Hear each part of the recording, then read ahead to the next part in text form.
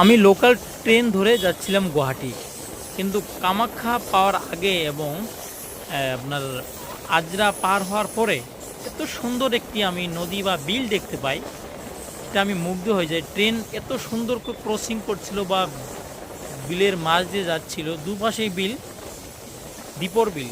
যারা জানেন কামাখ্যা স্টেশন পাওয়ার আগে, গোয়ালপাড়া ভায়া ট্রেনে গেলে কামাখ্যা স্টেশন পাওয়ার আগে এত সুন্দর একটি বিল বাজে দীপর বিল। সেই বিলের চারপাশ দিয়ে ট্রেন ঘুরে ঘুরে সেই কামাখ্যা স্টেশনে যায়, খুবই সুন্দর লাগে, মুগ্ধ হয় একটি দৃশ্য।